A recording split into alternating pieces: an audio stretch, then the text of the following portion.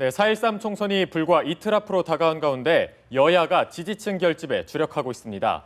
여당은 머리가 희끗희끗한 60대 이상의 세대를 뜻하는 그레이보터 잡기에 주력하고 있습니다. 네, 한편 야당은 합리적 개혁 성향의 젊은 층을 뜻하는 스마트보터 잡기에 안간힘을 쓰고 있습니다. 여야의 막판 표결집 전략을 정영빈 기자가 보도합니다.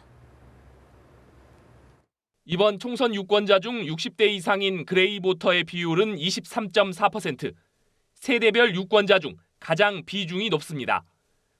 그레이보터는 보수 성향이지만 공천 파동을 지켜보며 투표를 포기하려는 움직임을 보이면서 새누리당에 비상이 걸렸습니다. 새누리당 지도부는 이들을 투표장으로 이끌어내기 위해 연일 읍소를 거듭하고 있습니다.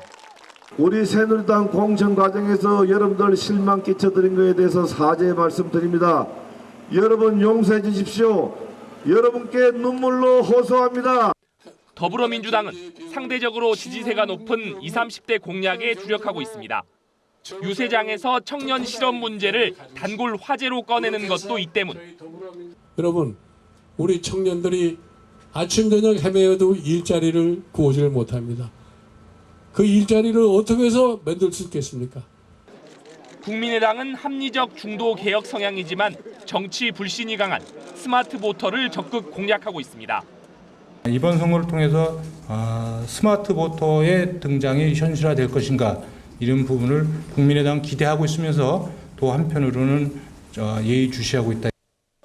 여야의 선거 전략이 유권자들의 막판 표심을 흔들 수 있을지 주목됩니다.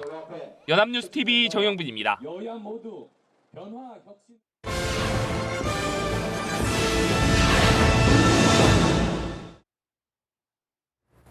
총선을 앞둔 마지막 주말 김무성 대표는 서울 동남권을 집중 공략했습니다. 네, 운동권 정당 심판론에 동성애와 국정교과서 이슈를 언급하며 보수층 표심을 자극했습니다. 강은나래 기자입니다. 반성과 읍소를 이어가던 김무성 대표. 다시 다급하게 운동권 정당 심판론을 내세웠습니다. 또 투표를 안 가시면은 운동권 정당만 도와주는 꼴이 됩니다. 운동권 출신들이 만약에 과반수 이상을 넘긴다 하게 되면은 여러분 나라 꼴이 어떻게 되겠습니까? 사전투표에서 승부처인 수도권 투표율이 전국 평균 12.19%에 못 미치자 공천 파동에 실망한 민심이 투표 거부로 나타나고 있다는 해석이 나오며 당내 위기감이 고조됐습니다. 총선을 앞둔 마지막 주말, 김무성 대표는 서울 동남권 여당 우세 지역을 중심으로 핵심 지지층을 투표장으로 이끄는 데 집중했습니다. 송파병 김을동 후보 지원 유세에서는 동성애 이슈와 역사교과서 국정화 문제 등 보수층 표심을 자극하는 발언들도 쏟아냈습니다. 중요한 것은 군에서 동성애를 갖다가 허용할 수 있는 군 형법 발의를 지금 하고 있습니다. 동성애 이거 인륜을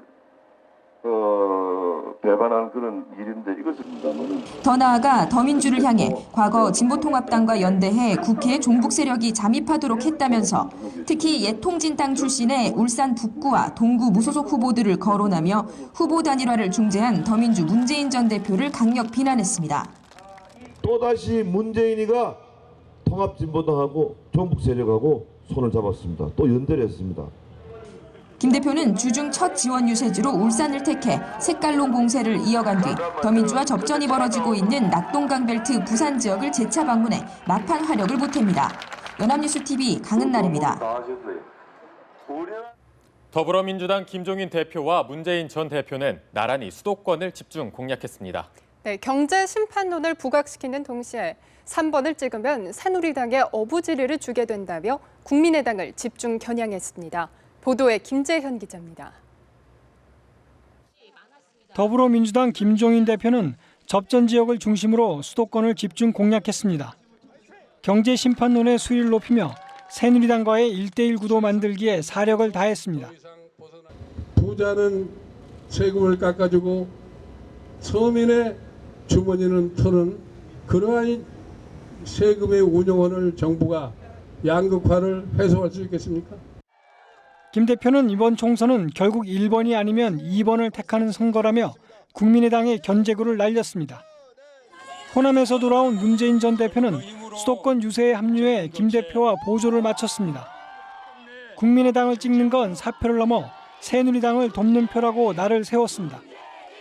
정당 투표는 자기가 지지하는 정당에게 투표하고 후보자에 대한 투표는 새누리당 후보를 꺾고 이길 수 있는 후보에게 표를.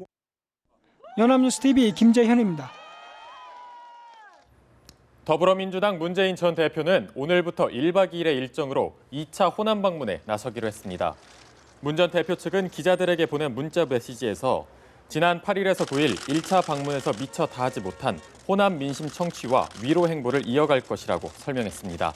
문 전 대표는 오늘 낮 부산 경남 유세 후 전남으로 이동해 광양 여수를 시작으로 호남 유세에 들어간 뒤 내일까지 광주 전남의 유세 격전지를 방문할 계획입니다. 국민의당 안철수 대표도 이틀째 수도권을 훑으며 녹색바람 상륙에 공을 들였습니다. 네, 국민에 의한 선거혁명을 체감하고 있다며 비례대표 투표에서 깜짝 놀랄 만한 결과가 나올 것이라고 자신감을 보였습니다. 백기련 기자입니다. 자신의 지역구 노원병을 시작으로 이틀째 서울과 경기 지역을 돌며 수도권 표심 잡기에 힘을 쏟은 국민의당 안철수 대표. 거대 양당이 창당한 지 2달밖에 안 된 국민의당 얘기를 하고 있다고 싸잡아 비판한 뒤 새누리당의 나쁜 정치와 더민주의 낡은 정치를 깨트리겠다고 강조했습니다. 국민에 의한 선거혁명 일어나고 있습니다. 실제로 매일매일 저는 체감하고 있습니다. 위대한 국민의 힘 앞에서 낡은 양당 체제가 무너지고 있다고 생각합니다. 동의하십니까? 안 대표는 자신을 제외하고는 수도권에서 당선 가능성 있는 후보가 없다는 지적에 수도권과 충청에서 8석 확보를 목표로 하고 있다며 자신감을 나타냈습니다. 특히 새누리당 지지자였거나 더민주 지지자지만 비례대표 정당 투표에 대해서는 3번을 찍겠다는 분들이 굉장히 많으십니다. 아주 깜짝 놀랄 만한 결과도 나올 수 있으리라고 조심스럽게 예측합니다. 김한길 전 대표도 부인 최명길 씨와 함께 전주와 군산, 익산 등 전북 지역을 돌며 녹색 바람 확산에 힘을 실었습니다. 연합뉴스TV 백기련입니다.